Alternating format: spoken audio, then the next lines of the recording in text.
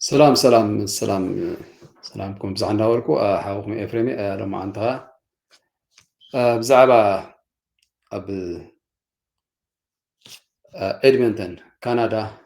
ሓደ ካብዞም ሸፋት ዝኾኑ ነቢያት ኣብኡ ተራእዩሎ ዝብል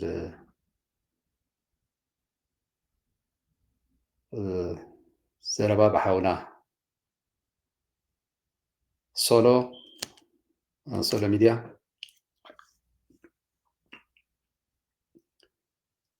እስከ ንስማዓዩ ስማዓዩማ ኣነ ኻ ዝብሎ ኣለኒ ማለት እዩ በዚ ጋጣሚ ንሰሎሞን ሓዊ እዚ ትገብሮ ዘለኻ ብጣዕሚ ዋጋ ይኽፍል እንድዩ ግን ቀፅሎ ኣብ ከተማና ነቶም ዝመፁ ከምዚ ጌርና ምስ ነቃልዖም እዞም ብሽም ኣምላኽ ወይ ከዓ ብሽም ትንቢት እናበሉ ሰባት ገንዘብ ዝዘምቱ ዘለዉ ኣትሊስ ዋላ ከምቲ ዝድለ ዋላ እንተዘይጉደልናዮም ገለ ግን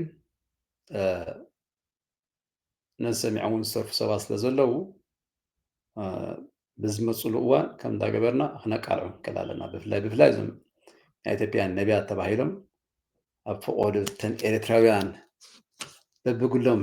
ዝውንዎን ቤተክርስትያናት እንዳኸዱ ነቲ ህዝቢ ምስኪና ህዝቢ ዘምትዎ ዘለዉ እንታ ክንገብራ ንኽእል ነቲ ህዝቢ ኣዌር ምግባር እዩ ማለት እዩ ተጠንቀቑ እዚኣቶም ጸልዮም ዘስልጦ ይብሎም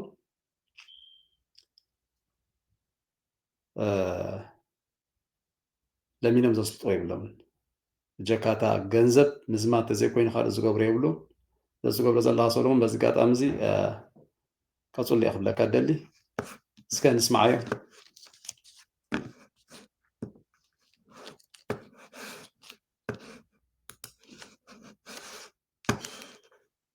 ኣብዚ ሕጂ ናይ ታንክስ ጊቪንግ ሎንግ ዊኬንድ የዲድያ ጳውሎስ ዝተባህለ እቲ ናይ ብሓቂ ሽሙ ሃብታሙ ጳውሎስ ዝተባህለ ሓሳዊ ነቢይ ናብዚ ከተማና መፅእ ኣሎ ዓዲማቶ ዘላ ቤተክርስትያን ድማ ሸካይና ትበሃል ናይ ሚካኤለ ሕጂ እንታይ ኣኽብል ደለየ መጀመርያ ነገር ብጣዕሚ እየ ሓዚነ ምክንያቱ እዛ ቸርች እዚኣ ካብ ተኸፈት ኣይዶኖ ሜቢ 2 ዓመት ወይ 3 ዓመት ጌራ ትኾን 30 ኣቢሎም በፂሖም ከም ዝነበሩ ናብ 3 ከም ተማቕሉ ሰምዐ ናይ ብሓቂ ሓዚነ ምክንያቱ ቤተክርስትያን ናይ ኣምላኽ እያ ናይ ሰብ ኣይኮነትን ንሕና ንባዕልና ተሰማሚዕና ንሕና በቃ ኢድን ጓንቱን ኮይና ደይንሰርሕ እንተደኣ ኮይና ንሕና ነንሕድሕድና ንነኻኽስ እንተደኣ ኮይና ነታ ቤተክርስትያን ከም ናይ ግልና ጌርና ክንጥቀመላ ናይ በቃ ንሕና ክንብፅ ንኣምላኽ ከነገልግል ደይኮነስ ንሕና በቃ ካብታ ቤተክርስትያን ክንጥቀም ኢልና ተሲእና እንተደኣ ኮይና ናይ ብሓቂ ጌጋ እዩ እቲ ዝሰምዓኸ ድማ ናይ ብሓቂ ዘሕዝን እዩ ኣብ መንጎኦም በቃ ስቂልካ ምንኻስ ዘይምስምማዕ ስቂልካ 10 ሰዕ ነቢያት ምፅዋዕ በቃ ከምዚ ዓይነት ሓሰውቲ ነቢያት እንዳምፀኻ ምእመንካ ምዝማት እዚ ነውሪ እዩ ዓገብ ስለዚ ሚካኤለ ሓወይ ናይ ብሓቂ ትጋግ ኣለኻ ጌጋ እዩ ከምዚኦም ዓይነት ሓሰውቲ ነቢያት ፀዊዕኻ እስኪ እዛ ቪድዮ እዚኣ ረኣያ ሞ ክምለሰኩም እየ የሚደረጉ የተለያዩ አይነት ሸቀጣ ሸቀጦች በአጠቃላይ ማለት ነው ገንዘብ የሚወጣላቸው ነገሮች ማለት በገንዘብ የሚገዙ ነገሮች በሙሉ ሸቀጣ ሸቀጦች ብዬ ነው መጠራቸው። ዘይት መሸጥ የሆነ ቁሳቁስ መነገድ የጌታ ፈቃድ ነው ልትሉኝ ነው? ስለዚህ ስነ ስርዓት ያዙ፣ አትታለሉ። የሆነ ቁሳቁስ መነገድ የጌታ ፈቃድ ነው ልትሉኝ ነው? ስለዚህ ስነ ስርዓት ያዙ፣ አትታለሉ። ኤርትራውያን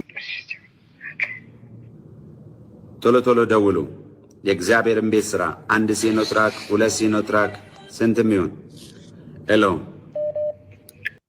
እስከ እዚኣ ሓንሳብ ክንምልሰሉ ነዚ ሃብታሙ ዘይቲ ምሻጥ ካልእ ዝብል ዘሎስ ንባዕሉ ቀዳማይ ሸቃጥ ዘይቲ ነይሩ ማይ ሸጥ ወላ ዘይቲ ሸጥ ነይሩ ሕጂ ምስ ገደፋ ሳብ ዝተበልዐት ጃና ተመሊሱ ንባዕሉ ፀርፎም ኣሎ እምበር ናቱ ስኡል ኢና ክንሪኦ ፀኒሕና كلهم يوم زيت الشيط تمام إثيوبيا زلوا ما يشطوا زيت شطوا أنا قريب لهم كانت يراشطوا قال شطوا مالتي جزل نخرج ويم كان علامة يقول لهم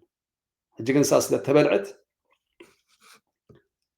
جانا قال سجرام والله ماتي كم زاد 9 تات مجمرة 11 ستايل نيرو ناي أوراد كريو حنكسات زري دابول بقى معتا بيلا قبر نيرو حنكسات عورات المتيا مس تاشم مسكونا جد مس مصوم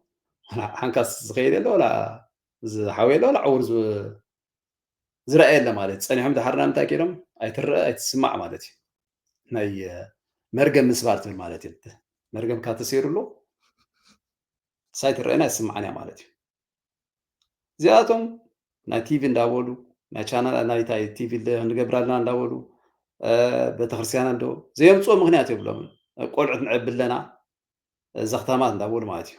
كلها مها نابتو مشاخن ኤርትራውያን ዘለዋ ቸርታት ቁም ዳብል እዮም ዘተሃሎ ማለት እዩ ንስማዕ ምን ዘሎ ኤርትራውያን ዝብሎም ዘሎ ስማዕ እሞ ምስኪና እቲ ህዝቢ መንትሩሱ ብኩሉ እንዲ ተወቂዑ ብዓዲ ጣዕሞ ተሰዲዲ ጣዕሞ ኣብዝኻ መፃወት ናቶም ክኾን ኣሎ ማለት እዩ ንስማዕ እንታይ ብሎም ኣሎ እዞም ኤርትራውያን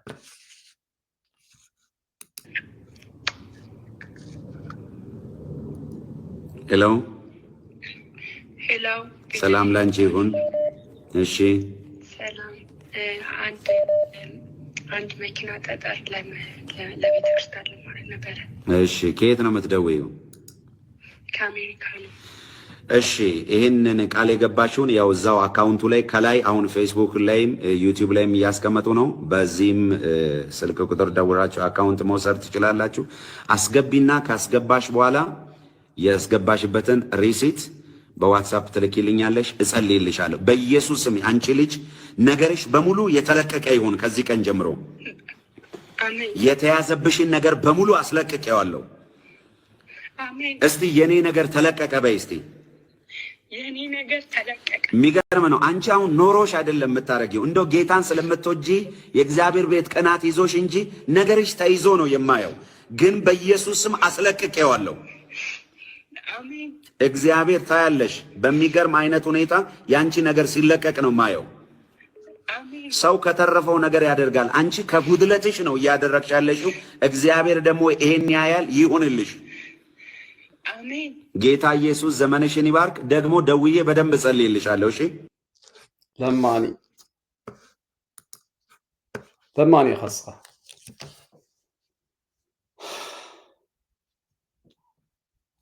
ولا أنت بقى زبالة بلان بقى أنا بخات عاتيا مهنياتو السب وش أنت أخوين لماتي لا سب زي أسي تحجز كابزي بالكي خاتك كابزي بالله تحجز لا زي تقرفها كتصلي لك تصلي خاول حتى مصنع قريب لك كابزي لهم زدان أقول قولوا يا ما بيسوس مدابل مالتي مشكة تقروتش بيسوس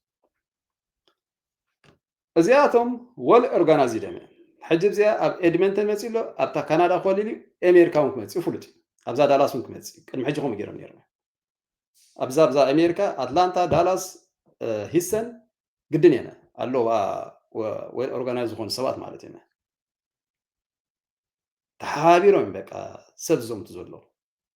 إذا لك عمزي دراخي بروموتر جرم عد زخلوهم كومي من زيهم زخلوهم مالتي كم زابي إدمنتن ميكيلا دخاتو لصني حاسل حونا مصوم شرينا نتهزب كربح ويكا نتهزب قيمي لما يكون همسكم زلو كوميشن يمسر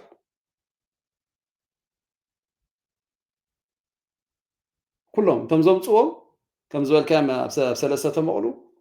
بقى حالة زخز شجر زخوين زول ناس بنت محبرسب كم دلاي كخم دار دكان اللي بتخرسيانات كلته سلسة خوينا بحنساوصو خمسة خمسة إمكانتي قرب كأماس سبكة إسكا جل دخون ترخب كيلي زخيل مالتي لو مقال هذا حاني ورم دا ترد خلال معناته نتهز بتصب جرم ما تاين لما أمره 5 جرم حزام وصل زلوا ما تاين اسمعنا زعان فتقرجنا كإني زبلتك كتصليلك واتساب سدري الموتن جزء كتصليلك شعو ناي بتن سددتن 100 ريال 200 ريال 300 ريال تسيدا ناتن كا بدقائق اخصليلا مالتي ابز حدا غيزو خم غير بركي خي ناي 100 ناي 200 ناي شندا بله تهينوك زبال كلهم كوم يصللهم نير مالتي انا كوز غير منسي اتوم تم ጾም ዘለኹም ሰባት ዘይሰርሑ ሰሪሖም ዘይትበልዑ ካብ ከምዚ ጌርኩም ሰብ ትዘምቱትዮም ኤርትራውያን ብፍላይ ነቢያ ዶ ሃዋርያ ዶ ፓስተር ዶ መደብ ዶ እንዳበልኩም ሲ እልፊ ሰረቕቲ ምፂኹም ነቲ ህዝቢ ተዝብቶ ሲ እተን ዓበይቲ ጥዑያ ቸርችታት ኮይኖም ጾሙን እዮም ተን ወላተን ናይ ኢትዮጵያን ወላተን ናይ ኤርትራውያን ተን ድሓን ማሲ ቁርብ ብሽማግለታት ወይ ድሓን ምሕደራ ዘለዎን ማለት እዩ እዚኣቶም እኮ እቶም ዘምፅኦም እኮ ግለሰባት እዮም እኮ ኣብ ትሕቲኦም ከዓ ንዖም ማለት ድሓን ትምህርቶም ደም ገለ ሪኦም ከዓ ኣብ ትሕቲኦም ዝኸዱ ካለዉ ይብዝሑ 20 ድዮም 10 ድዮም 15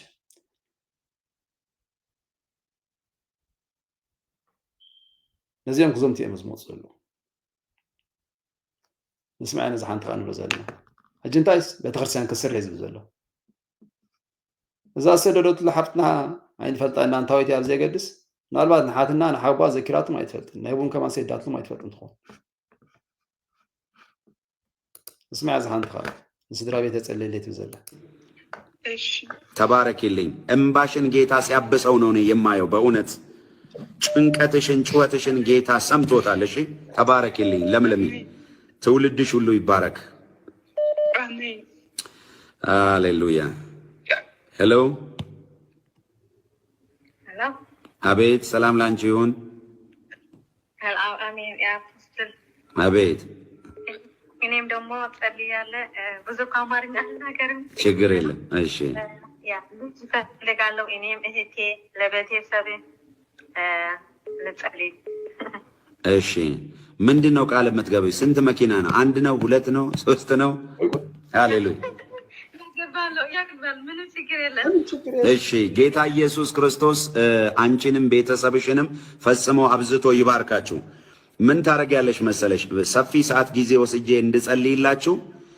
እኔው ራሴ ደውዬ እጸልይላችኋለሁ። ካስገባችሁ በኋላ ሪሲቱን ዋትሳፕ ላይ ላኩ። እኔ ደውዬ እጸልይላችኋለሁ። እሺ አሁን ሌላ ሰዎችንም ላስተናግድ። ተባረኩልኝ። ወድ ኤርትራውያን ዘመናችሁ ይባረክ። ምን ያክል እንደምትወዱኝ አውቃለሁ። ፎቶ ካለን ሰው እን ፎቶ ካለና ሰራቅቲን ፎቶና ኤርትራውያን ኦኬ زحاتنا خانتا من نشجر اللي من أماتي نحواتكي كابتة تسألي اليوم تن نعقصد اللي حسب كون عم سدل اليوم تلي أنا كجريم زلني قرب رأسي أقولكم اللي مثلا خمس غيركم تتعالوا لسي آمنتي ياكم بعدي قوي تاريخي ما قوي تاس نزرقكم نبزي أثم تفرز الله مالتي برهيرنا ياكم تقول كم ياكم تتعالوا جنزب سداد اللي ما قصد ليلك ገንዘብ ዝሰደር ካይጽለልኒ ናትካ ጸሎት ኣብ ዝበጽሕለኒ በሎኹን ሃሪም ዝምለስ ሆዳ እዚኣቶም ንኸብዶም ዝነብሩ ካብ መሻኽን ከም ዝገይሮም በቃ ዘታሉ የነ እቲ ህዝቢ ያ ምክንያቱ እቲ ህዝብና በቲ ኣብ ዓዲ ጣዓሞ ኣብ ስደታይ ጣዓሞ ዝተወቕዐ ህዝቢ እንዲ ምስኪናይ ብኩሉ ተስፋ ዝቆረፀ እንዲ ገለ ደኾን ተረኸብ ኩይሊ ኣይ ናብዚ ኣቶም ከይዱ ዝጽልል ኣዲስ ኣበባ በጽሖም ክንደይ ተቆሪጾም እዮም መጽኦም ማለት እዩ ክንደይ ገዛዎም ገለ መላል ክንደይ ንፈልጦም ብቐረባ ማለት እዩ የኣይ ነዚኦም ኣሚኖም ነዞም ሸፋቱ ኣቱም ኣብ ኤድመንተን ዘለኹም ኣታ ሚካኤል ዲኻ ትበሃል ስኢልካቶም ምእመንካ ኣይተዝምቶ ቁሩብ ከማን እስማዓያ እስከ ዝብ ዘሎ ገንዘብ ዝሓተተ ሲ ደወላስ ስራሕኩም እዩ ንሱ كم سرعة تحسكم وتصبغي هم خم ديلو صلحة سواء صلكم اللي خد صلحة وحقي سرعة عليهم حسكم سرحون دغيد سريحون بلو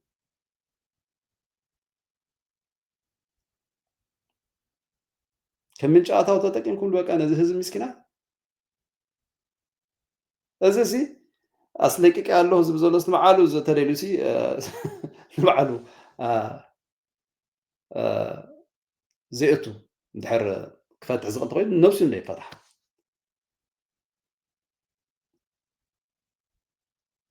مع حاسنا النفس خاص فتح خاص جنزل النفس خاص برنا ካብ ናይ ካልኦት ኣስለቂቃ ኣለሁ እንዳበልካ ካብ ትግዕር ከምዚ ገይሮም ሰብ ዘተሃሉ ዘለዉ ኣብቲ ኤድመንተን እንዲኹም በሙሉኦም እዚኣቶም ዝመፁኹም ብፍላይ እዞም ናይ ኢትዮጵያ ነቢያት እዞም ጠንቋሎ እንታይ እስከ ንርእሰይ ከማን ኣይፈልጣን እየ እዚኣቶም ንርእሶም ዘይፈልጡ ብጀካ ገንዘብ ካልእ ኣምላኽ ዘይብሎም ኣይትኽይድዎም ኣቱም ኤርትራውያን ፓስተራድና ወላ ገለመለ ትብሉ ከዓ ኩልኻትኩም እዞም ነናትኩም ትካላት ከፍ ኢልኩም ዘለኹም በጃኻትኩም ነቲ ህዝቢ እቲ ካልእ መክሮ ይኣኽሎ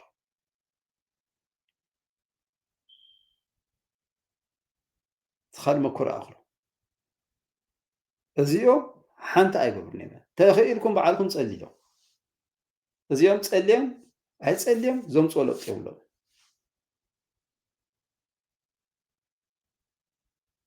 ንፈልጢና ከምፂኹም ኣብዚ ብሆቴል ናይ ሆቴል መኽፈሊ ስኢንኩም ዋላ ናይ ነፋሪት መኽፈሊ ስኢንኩም ሰብ ተጨንቑ ዘለኹም ወፀና ኩሉ እቲ ብኩሉ ኮቲ ሓበሬታታት እንታገደሰኩም ግደፉ እቶም ከምኡ ትገብሩ ዘለኹም ኢድኩምን ኣፍኩምን ኣክቡ ስቑ ኢልኩም ነታ ዘለኹማ ቤተክርስትያን ኣገልግሎም ነቶም ምእመናን እዚኦም ከምዚኦም ወዲ ከም ደምፅኹም ህዝቢ ኣምላኽ ኣይትወድሉ እንተዘይኮነ በብሓደ ተጠቂዕና መን ምዃንኩም ፅቡቅ ጌርና በፂሕና ኣለና ትገብሮ ዘለኹም ኣቋርፁ ብዝተረፈ ተንኪው ሰለየ